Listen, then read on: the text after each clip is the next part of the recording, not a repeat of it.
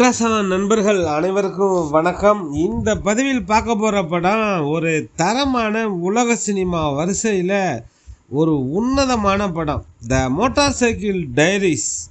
இந்த படத்தை பெரும்பாலானவங்க பார்த்துருப்பீங்க. பார்க்காத நம்ம நண்பர்களுக்கு தான் நம்ம சிபாரிசு பண்ணுறோம். இந்த படத்தை கண்டிப்பாக பாருங்கள். சேகுவேரா அவர்களோட வாழ்க்கையில் அவர் நடத்திய பயணம் தான் இந்த படம். பயணம் சில பேர் வாழ்க்கையை மாற்றும், சிலர் வாழ்க்கையை புரட்டி போட்டுடும். அப்படி நம்ம ஹீரோ சேகுவேரா அவர்களை ஒரு புரட்சியாளனா, ஒரு போராளியாக மாற்றிய பயணம் தான் இந்த மோட்டார் சைக்கிள் டைரிஸ். சேகுவேரா தன்னோட டைரியில் குறித்து வைத்திருந்த பயண குறிப்புகள் தான் இந்த படத்தோட கதை. 2004 இந்த படம் ரிலீஸ் ஆனது. சேகுவேரா வாழ்க்கையை மாற்றிய பயணம் இந்த படம். இந்த படம் எடுத்த இயக்குனர் வால்டர் சேலஸ் அப்படின்னு பேர், ஸ்பானிஷ் இயக்குனர். இவர் வாழ்க்கையும் புரட்டி போட்டுட்டு இந்த படம். வால்டர் சேலஸ் இந்த படத்துக்கு முன்னாடி சில படம் எடுத்திருக்காரு. அப்போல்லாம் இவரை யாருக்குமே தெரியாது. த மோட்டார் சைக்கிள் டைரிஸ் படம் வெளிவந்த பிறகு இவரை தெரியாதவங்களே கிடையாது. அந்த அளவுக்கு உலக அளவில் ஃபேமஸ் ஆகிட்டார் இயக்குனர் வால்டர் சேலஸ். உலகம் அறிய கொண்டாடப்பட்டார். இந்த படம் தந்த அதிர்வலை அவர் வாழ்க்கையே புரட்டி போட்டுடுச்சு. சேகுவேரா வாழ்க்கையில் முக்கியமாக நடந்த ஒரு பயண குறிப்பு தான் இந்த கதை. நிறைய பேர் சேகுவேராவோட டிஷர்ட்டு, பனியன் போட்டிருக்கிறதெல்லாம் பார்க்குறோம். எங்கேயோ பிறந்து வளர்ந்து எங்கேயோ உள்ள மக்களுக்காக போராடி வெற்றி பெற்று பிறகு உயிரையும் விட்டு உலக மக்களால் இன்று வரை ஞாபகத்தில் வைத்து கதாநாயகனாக கொண்டாடப்படுகிற தலைவராக, புரட்சியாளனாக, போராளியாக மதிக்கப்படுகிற சேகுவேராவின் த மோட்டார் சைக்கிள் பயணத்தை இந்த பதிவில் பார்ப்போம். குறிப்பாக ஜென்சி தலைமுறையினர் தெரிந்து கொள்ள வேண்டிய ஒருத்தருடைய ஆட்டோ செமி பயோகிராஃபி தான் இந்த படத்தோட மையமே. படத்தோட நாயகன் சேகுவேரா. அவர் பேர் எர்னஸ்டோ குவேரா. அவர் ஒரு மருத்துவ மாணவனாக இருப்பார். 23 வயது. ஒரு சாகச பிரியர் அந்த இளம் வயதில். அவரோட கல்லூரி வாழ்க்கை ரொம்ப மகிழ்ச்சியாகவே போகுது. ஓரளவுக்கு வசதியுள்ள குடும்பம்தான். அர்ஜென்டினாவில் இந்த பயணம் தொடங்குது. சேகுவேராவோட நண்பர் ஆல்பர்டோன்னு பேர். அவர் பயோகெமிஸ்டர். இவர் எம்பிபிஎஸ் மாணவர். 2 பேரும் நெருங்கிய நண்பர்கள். Alberto senior. இவருக்கு வயது 23, சேகுவேராவுக்கு. அவருக்கு வயது 28லேருந்து 30 வயது இருக்கும். இவங்க 2 பேருக்கும் ஒரு அழகான நட்பு இருந்தது. இவங்க 2 பேரும் ஒரு சாகச பயணம் போகணுன்னு ஆசை. தென் அமெரிக்கா முழுவதும் சுற்றி பார்க்கணும் அப்படின்னு விருப்பப்படுறாங்க. அர்ஜென்டினாவில் ஆரம்பித்த பயணம் பெரு, சிலி வழியாக கொலம்பியா போய் வெனிசுலா முடிக்கிற மாதிரி திட்டம். 13,000 கிலோமீட்டர் ட்ராவல் பண்ண முடிவு பண்ணுறாங்க. சேகுவேரா அவரோட நண்பர் ஆல்பர்டோ வைத்திருக்கக்கூடிய மைட்டி 1500cc அப்படிங்கிற பைசைக்கிளில் போகலாம்னு திட்டம் போடுறாங்க. சேகுவேரா அவரோட குடும்பத்தில் இந்த மாதிரி பயணத்தை பற்றி சொல்லும்போது அப்படியே அவங்க ஃபேமிலி, அம்மா அப்பா அதிர்ச்சி ஆகிறாங்க. அப்புறம் ஒத்துக்கிறாங்க. ஆல்பர்டோ கிட்டையும் பேசி பத்திரமா போயிட்டு வாங்கன்னு வழி அனுப்பி வைக்கிறாங்க. கிளம்பும் போதே ஒரு ஆக்சிடெண்ட்டு. இப்போ கூட ஒன்றும் பிரச்சனை இல்லை, இந்த பயணத்தை கேன்சல் பண்ணிடலான்னு ஃபேமிலியில் சொல்கிறாங்க. சேகுவேரா இல்லை, இது நல்ல சகுனம்தான், நாம் கிளம்பி போகலாம்னு முடிவு பண்ணுறாரு. எந்த அளவுக்கு சேகுவேரா மன உறுதி மிக்கவர் என்பதற்கு இதுவே ஒரு உதாரணம். பெரும்பாலும் அந்த பயணம் மண் ரோடாகவே இருக்குது. இப்போ மாதிரி சாலை வசதிகள்லாம் கிடையாது. அந்த காலத்தில் கடினமான மலைப்பகுதிகளை கடந்து வராங்க. அடக்கமா அப்படிங்கிற ஒரு பாலைவனம் வருது, அதையும் அவங்க கடந்து வராங்க. இதையெல்லாம் கடந்து 2 பேரும் இருக்காங்க. இவங்களுக்குள்ள சின்ன சின்ன சண்டைகள்லாம் வருது. அதையும் ஜாலியாக பேசி அப்புறம் திடீர்னு ராசியாயெல்லாம் இருக்காங்க. சேகுவேரா அவரோட நண்பரும் 1951 இந்த பயணத்தை தொடங்குறாங்க.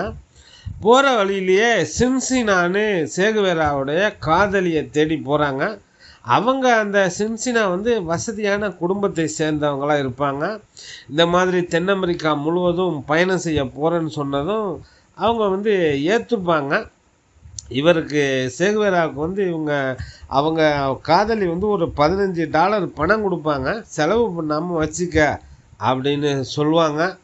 இவருக்கு ஆல்பர்ட்டோக்கு வந்து காதில் புகை வந்துடும். போதுண்டா டேய், 28 வயசாகிட்டு, எனக்கு கேர்ள் ஃப்ரெண்டு கிடையாது, 21 வயசில் என்னெல்லாம் கொடுத்து வச்சேயா சேகுவேரா அப்படின்னு அவருக்கு காதலே புகை வந்துடுது. அப்புறம் ஒரு வழியாக சின்சினாவுக்கு பிரியா விடை கொடுத்துட்டு கிளம்பி வருவாங்க.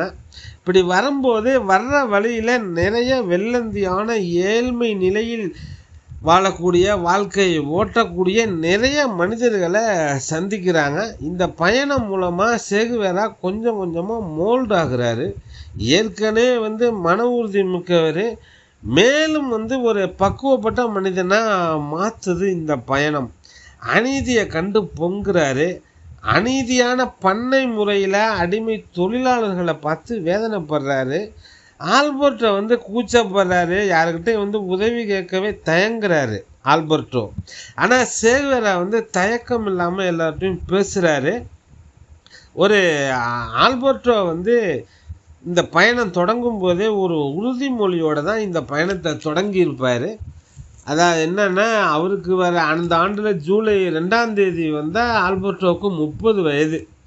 30வது பிறந்த நாளில் அதுக்குள்ளே இந்த பயணத்தை முடிச்சுட்டு திரும்பி வந்துடணும் அப்படின்னு உறுதியாக சொல்லியிருப்பார். இவங்க பயணம் கிளம்பும் போதே திரும்பி வரதையும் முடிவு பண்ணிட்டு தான் கிளம்பியிருப்பாங்க. சேகுவேராவுக்கு வந்து ஆஸ்துமாவால் வீசிங் ப்ராப்ளமும் இருக்கும். இந்த ஆஸ்துமா வீசிங் ப்ராப்ளத்தினால அவர் வாழ்நாள் முழுவதும் சிரமப்பட்டிருப்பார்.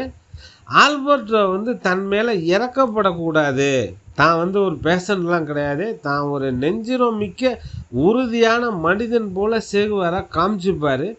ஆல்பர்ட்டோ வந்து தன்னுடைய நண்பன், சின்ன பையன், வீசிங் ப்ராப்ளம் வேறு இருக்குது, ஓரளவுக்கு வசதியான குடும்பத்தில் பிறந்து சொகுசாக வாழ்ந்தவன், எம்பிபிஎஸ் மாணவன், அவனை இப்படி ஊர் சுற்றி பார்க்க அழைச்சிட்டு வந்து கொடுத்து குட்டிச்சாராக்குறமேன்னு ஒரு மனசுக்குள்ளே ஒரு ஓரமாக ஒரு வருத்தமும் இருக்குது. அதை வெளிக்காட்டாமல் மெயின்டைன் பண்ணுறாரு. இந்த பயணம் என்னென்னா, இந்த ஆல்பர்ட்டோ தான் வந்து இவருக்கு ஐடியாலாம் கொடுத்து இந்த பயணம் போகணும்னு சொல்லி சேகுவேராவை அழைச்சிட்டு வந்திருப்பார். அதேமாரி சேகுவேரா என்ன நினைப்பாருன்னா, இந்த பயணம் வந்து நம்ம தான் முடிவு பண்ணி கிளம்புறோம், இவரையும் அழைச்சிட்டு வரோன்னு அவர் நினச்சிட்டு இருப்பார். இருந்தாலும் 2 பேருக்கும் ஒரே எண்ணம், அதனால் கிளம்பி வந்துடுறாங்க. இதில் வழியில் ஏதாவது அசம்பாவிதம் தவறு நடந்தால் சீனியர் மேலே தானே கெட்ட பேர் வரும். அதனால் ஆல்பர்ட்டோ வந்து அந்த பயணத்தை ரொம்ப பொறுப்பாக சேகுவேராவை பாதுகாப்பாக பார்த்துக்கிறாரு. தென் அமெரிக்காவில் ஒரு 12 நாடுகள் இருக்குது. Argentina, Bolivia, Brazil, Chile, Colombia, Ecuador, Guyana, Paraguay, Peru, Suriname, Uruguay, Venezuela, இப்படி 13 நாடுகள் 13,000 கிலோமீட்டர் கடந்து வரணும். இதில் சரி பாதிக்கும் குறைவான தூரத்திலேயே இவங்களோட பைக்கு, 2 வீலர் வந்து இடையில மக்கர் பண்ணுது, பஞ்சர் ஆகுது, இன்ஜின் கோளாறு ஆகுது, ஏகப்பட்ட ரிப்பேரு. இவங்களும் சறுக்கி வேற கீழெல்லாம் உளுந்துடுறாங்க. சிலி வந்துட்டு பெருங்கிற நாட்டை அடையும் போது 2 வீலர் ரொம்ப ரிப்பேர் ஆகிடுது. இவங்க வந்து ஒரு 3000 கிலோமீட்டர் கடந்து வந்ததாக தினசரி பேப்பர்லலாம் செய்தியாக வந்திருக்கு. அதை வந்து காமிச்சு நாங்கள் வந்து செலிப்ரிட்டி, எங்களுக்கு ஹெல்ப் பண்ணுங்கன்னு கேட்குறாங்க சில மெக்கானிக்கிட்ட. வழியில் சில மெக்கானிக் வந்து இவங்களுக்கு இலவசமாகவே 2 வீலரை சர்வீஸ் பண்ணி கொடுத்து வேலையெல்லாம் பார்த்து கொடுக்குறாங்க. ஒரு கட்டத்தில் இதுக்கு மேலே வந்துட்டு என்ன தான் அந்த 2 வீலர் வேலை பார்த்தாலும் ஓடாது, ஸ்கிராப்புக்கு தான் போடலான்னு சொல்கிறாங்க. அங்கே இருக்கக்கூடிய ஒரு இரும்பு காயலாங்கடையில் ஸ்கிராப்புக்கு விற்றுட்டு நடைப்பயணமாக அங்கேருந்து பயணத்தை தொடங்குறாங்க. பெரு வரைக்கும் நடந்து போகிறாங்க. எங்கேயும் இவங்களுக்கு வந்து இந்த பயணம் தவறான பயணம், தேவையில்லாமல் வந்துட்டோம்லாம் நினைக்கவே இல்லை. மகிழ்ச்சியாக என்ஜாய் பண்ணுறாங்க, கொண்டாடுறாங்க பயணத்தை. இவங்க பயணம் கிளம்பும்போது இருந்த சேகுவேராவும் ஆல்பர்ட்டோவும் இப்போ இல்லை. திடமான, நெஞ்சிரம் மிக்க, உறுதியான, தன்னம்பிக்கையுடைய இளைஞர்களாக மாறி இருந்தாங்க. என்ன நடந்தாலும் பார்த்துக்கலாம், பிரச்சனையெல்லாம் டேக் இட் ஈஸி என்று ஈஸியாக எடுத்துக்கிறாங்க. அநியாயத்தை தைரியமாக எதிர்த்து கேள்வி கேட்கிறது, எளிய மனிதர்களுக்கு உதவி செய்வது என போராளியாகவே இந்த பயணத்தில் அவங்க மாறியிருந்தாங்க. எளிய மனிதர்களுக்கு உதவி செய்வது என போராளியாகவே இந்த பயணத்தில் அவங்க மாறியிருந்தாங்க. இப்படி வந்து போனதில் அந்த பயணம் போகும்போது முக்கியமான நதி அமேசான் நதி பெருவில் இருக்கும். அமேசான் நதியை கடந்து போகும்போது அங்கேருந்து ரிட்டர்ன் வரும்போது அங்கே தான் அந்த தொழுநோயாளிகளை, அந்த காலத்தில் அந்த நோய்க்கு மருந்தே கிடையாது, கொத்து கொத்தாக செத்து போகிறாங்க மக்கள். பெருவில் ஒரு செல்வந்தர் டாக்டரை அந்த பெருவில் இவங்க சந்தித்து பேசுகிறாங்க. அவர் இவங்களுக்கு நிறைய ஹெல்ப் பண்ணுறாரு, நிறைய புத்தகங்கள் கொடுத்து படிக்க சொல்கிறாரு. ஒடுக்கப்பட்ட மக்கள் குறித்தும் கம்யூனிசம் குறித்துலாம் அவர் கொடுத்த புத்தகத்தை படித்து இவர் தெரிஞ்சுக்கிறார், இப்படிலாம் உலகத்தில் இருக்கான்னு. கடைசியாக அவர் எழுதின ஒரு புத்தகத்தையும் கொடுத்து படிக்க சொல்கிறாரு. நான் எழுதின புத்தகத்தை படிச்சியா, எப்படி இருக்குன்னு கேட்குறாரு அந்த டாக்டரு. அதுக்கு சேகுவேரா சொன்ன பதில் ரொம்ப ஆச்சரியமாக இருக்கும். சராசரி மனிதனாக இருந்தால் புது ட்ரெஸ் வாங்கி கொடுத்து, உணவு வாங்கி கொடுத்து, தங்க இடம் கொடுத்து அந்த பயண களைப்பையே போக்குனவருக்கு என்ன பதில் சொல்லணும்? அவர் மனசு நோகாமல் ஆக ஓகோன்னு புகழ்ந்துருப்பாங்க. சேகுவேரா என்ன சொல்கிறாருன்னா, ரொம்ப கேவலமாக இருக்குன்னு சொல்கிறாரு. ஆனால் அதை கேட்டு அந்த மனுஷன் நொந்து போயிடுறான். ஆல்பர்ட்டை புகழ்ந்து தள்ளுறாரு. நீங்கள் பெரிய ஜீனியஸு, உங்களோட அனுபவம் இந்த உலகத்துக்கு உதவியாக இருக்கும்லாம் சொல்கிறாரு. அந்த டாக்டர் சேகுவேரா சொன்ன பதிலை பிடிச்சிருக்கு. மனசில் பட்டதை தைரியமாக நேர்மையாக விமர்சனம் பண்ணுறான்னு நினைக்கிறாரு. அதனால் கோச்சிக்காமல் இவங்களை வாழ்த்தி அந்த தொழுநோயாளிகள் இருக்கக்கூடிய இடத்துக்கு அனுப்பி வைக்கிறாரு டாக்டர். போகிற வழியில் சின்ன சின்ன குறும்பு சம்பவங்களும் நடக்குது. ஒரு கம்யூனிஸ்டுக்காரங்க 2 பேரை சந்திக்கிறாங்க. அவங்க அப்படி தான் ஜெயிலில் பிடிச்சி போட்டு தான் இவங்கள மாரி ஊர் ஊராக ஓடி வராங்க. அந்த கம்யூனிஸ்டுக்காரங்க இவங்கள்ட்ட கேட்குறாங்க, நீங்கள் எதுக்கு ஊர் ஊராக போகிறீங்கன்னு. சும்மா ஊர் சுற்றி பார்க்க போகிறோம் அப்படின்னு சொல்கிறாங்க. அதுக்கு சேகுவேராவால் ஒன்றும் பதில் சொல்ல முடியல. இந்த மாதிரிலாம் உங்களுக்கு கொடுத்து வச்சுருக்கேன் ஊர் சுற்றி பார்க்க, நாங்கள் உயிரை காப்பாற்ற உணவுக்காக ஓடுறோம் அப்படின்னு அந்த கம்யூனிஸ்டுக்காரங்க சொல்கிறாங்க. அப்புறம் வழியில் ஒரு கணவன் மனைவி இவங்களுக்கு அடைக்கலம் கொடுக்குறாங்க. அந்த மனைவி இவர் மேலே, சேகுவேரா மேலே ரொம்ப க்ரஷ்ஷாக இருக்காங்க. சேகுவேரா கூட இணைந்து டான்ஸ் ஆடணும்னு விரும்புகிறாங்க. அதை பார்த்து அந்த கணவன் கோவப்படுறான். உடனே அந்த மனைவி சேகுவேரா மேலே பழிய போட்டுடுறாங்க.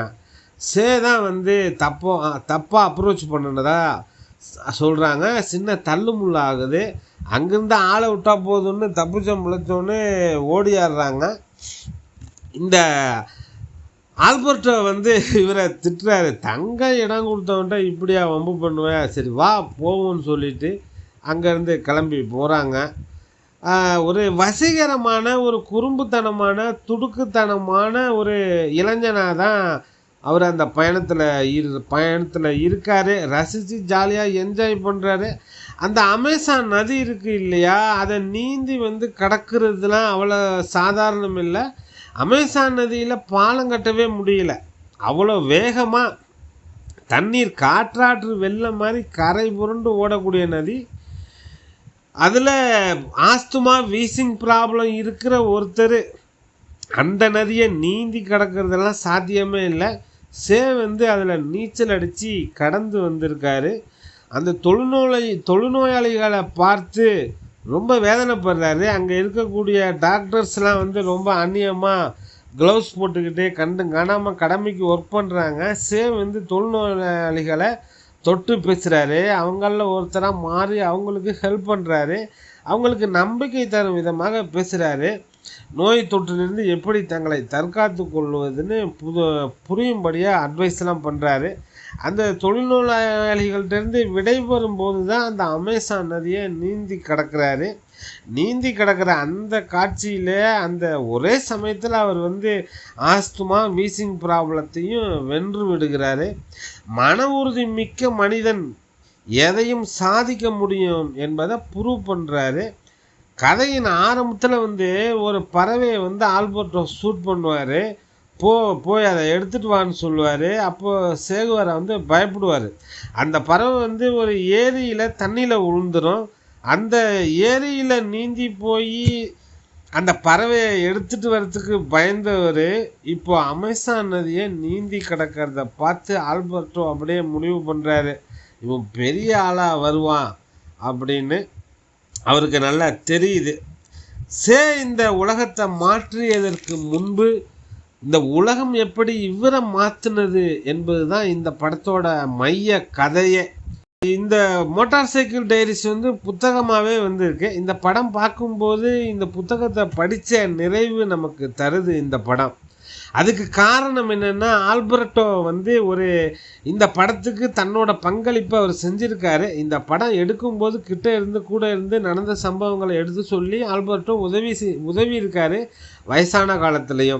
வயசான காலத்தில் அவரோட கடைசி காலத்துலேயும் திரும்ப இந்த படத்தை போட்டு பார்த்ததா சொல்கிறாங்க. இந்த படத்தோட பின்னணி இசை ரொம்ப பிரமாதமாக இருக்கும். இந்த படம் உண்மைக்கு நெருக்கமாக காட்சிப்படுத்தியிருக்காங்க. வால்டர் சேலஸ் இந்த படத்தோட இயக்குனர். இந்த படத்தில் சேகுவேராவா வாழ்க்கையில் நடந்த சம்பவங்களை தத்ரூபமாக படமாக்க முடியும்னு உணர்வுபூர்வமாக அதை ரசிகர்களுக்கு நமக்கு அந்த உணர்வை கடத்த முடியும் அப்படிங்கன்னு காட்சிப்படுத்தின விதம் வந்து பிரமாதம். அதனாலே உலகம் போற்றி புகழக்கூடிய இயக்குனர்களில் ஒருத்தராக மாறி போனார் இந்த படத்தோட டைரக்டர். இந்த படத்தில் மியூசிக் வந்து மிகப்பெரிய பலம். மியூசிக் டைரக்டர் கிறிஸ்டோபர் சாண்டல்வாலா அப்படின்னு பேர், இசையமைப்பாளர். அவர் ஒரு கிடாரிஸ்ட்டு.